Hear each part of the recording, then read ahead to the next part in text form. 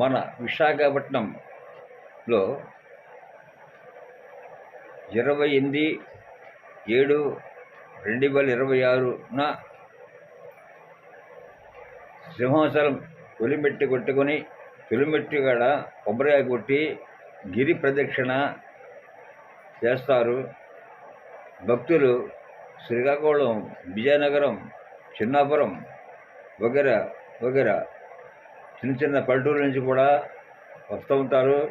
అటు గాజువాక, పెందుర్తి, సభవరం నుంచి కూడా వస్తుంటారు. తర్వాత మన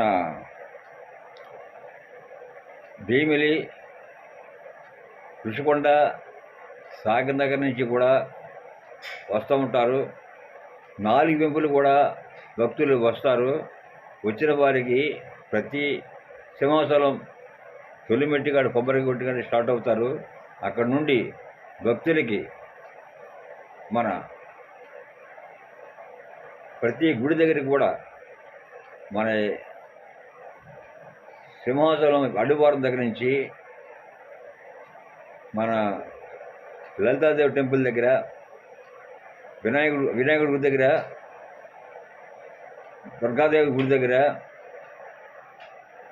శ్రీకృష్ణ గుడి దగ్గర, మన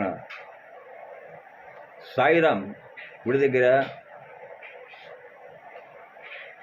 వగైరా వగైరా మొత్తం అన్ని గుళ్ళు కూడా హనుమంతవాగు దాకా కూడా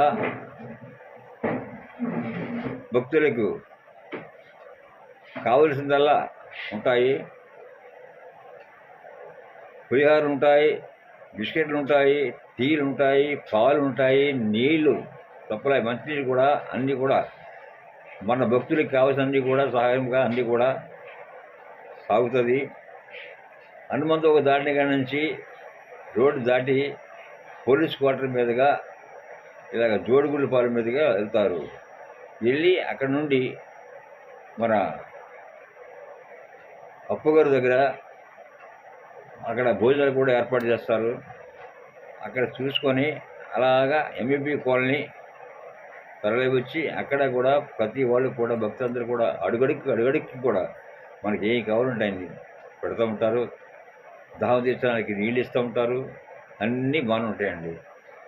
మన విశాఖపట్నంలో గిరి ప్రదక్షిణ బట్టికి ప్రతి అడుగుకి కూడా అన్నీ కూడా సహాయం చేస్తూ ఉంటారు. బందోబస్తు కూడా పరిశుభ్రంగా పెట్టి అందరినీ కూడా వాక్ చేస్తుంటారు.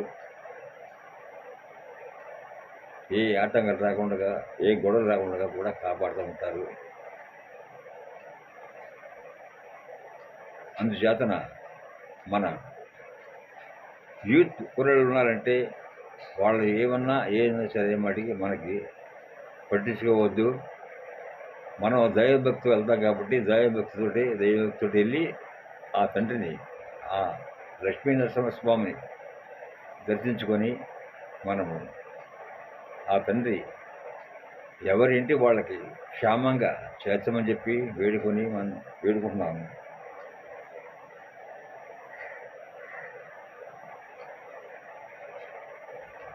జై హింద్.